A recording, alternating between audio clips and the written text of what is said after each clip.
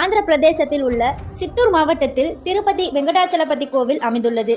உலகின் மிக முக்கியமான 108 வைணவ கோவில்களில் இதுவும் ஒன்று. இந்த கோவில் கிபி 8ஆம் நூற்றாண்டில் தொண்டைமான் இளந்திரையன் என்ற ஒரு தமிழ் மன்னரால் கட்டப்பட்டுள்ளது. கோவிலின் சுவற்றில் தமிழ், தெலுங்கு, கன்னடம், சமஸ்கிருதம் போன்ற மொழிகள் காணப்படுகிறது. 1933இல் திருமலை திருப்பதி தேவஸ்தானம் உருவாக்கப்பட்டு கோவில் நிர்வகிக்கப்பட்டுள்ளது. இந்த கோவிலின் கருவறை ஆனந்த நிலையம் என சொல்லப்படுறாங்க. இந்த கோவிலில் கொடுக்கப்படும் பிரசாதமான லட்டு சுமார் 300 ஆண்டுகளுக்கு முன் தொடங்கப்பட்டிருக்காங்க. கோவிலின் கோபுரம் தங்க தகடுகளால் செய்யப்பட்டுள்ளது. தினமும் திருப்பதியில் உள்ள பெருமாளுக்கு வைர நகைகளால் அலங்காரம் செய்யப்படுகிறது. காவாலம் எனும் சொல்லப்படும் மிக பிரம்மாண்டமான உண்டியல் பல இடங்கள்ல காணப்படுதுனும் ஒரே நாள்ல இந்த உண்டியல் நிரம்பி விடுவதாகவும் சொல்லப்படுது. இந்த கோவிலின் சொத்து மதிப்பு 2.5 லட்சம் கோடிக்கும் மேல்தான்.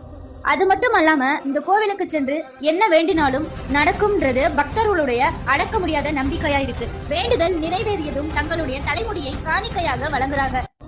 இந்த கோவிலின் மூலவர் சிலையா இருக்க ஏழுமலையான் தலையில் உண்மையான முடி இருக்கணும். இந்த முடி எப்பவும் சிக்காம மென்மையா இருக்கணும். இது தானாவே வளர்ந்துள்ளது அப்படின்னு சொல்லப்படுது. கோவிலின் கருவறையினுள் ஒரே ஒரு விளக்கு மட்டும்தான் எரிகிறது. இந்த விளக்குக்கு எண்ணெயோ நெய்யோ ஊத்துறது இல்லனோ, விளக்குக்கு திரி கூட போடுவது இல்லையா. இருந்தாலும் 24 மணி நேரமும் தீபம் எரிஞ்சுக்கிட்டு தான் இருக்குன்னு சொல்றாங்க. அது மட்டும் இல்லாம பெருமாளுடைய முகத்துல வியர்வை சுரக்குதுன்னு சொல்லப்படுது. அது எப்படி தினமும் பெருமாளுக்கு அபிஷேகம் செய்யப்படுகிறது. கோவில் மலைப்பகுதியில் அமைந்துள்ளதால் குளிர்ந்த காற்று வீசும். இருந்தாலும் பெருமாளோட முகத்துல வியர்வை சுரக்கிறத ஒரு ஆச்சரியமா சொல்லப்படுது. அது மட்டும் அல்லாம சிலையின் பின்பகுதியில் ஈரம் கசிந்து கொண்டே இருக்கணும், கூடவே தண்ணீரும் ஊறிக்கொண்டே இருக்கணும் சொல்லப்படுது. பெருமாளின் பின்புறம் உள்ள சுவற்றில் காது வைத்து கேட்டால் கடலின் அலை சத்தம் கேட்பதாகவும் சொல்லப்படுது. ஒவ்வொரு வியாழக்கிழமை என்றும் சாமிக்கு சந்தன காப்பு நடத்தப்படுகிறது.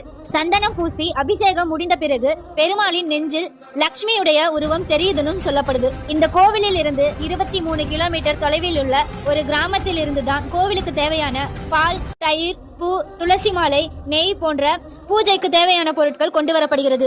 பெருமாளுக்கு சாத்தப்படும் மாலைகளை மறுநாள் கோவிலுக்கு பின்புறம் உள்ள நீரோடையில் போடப்படுகிறது.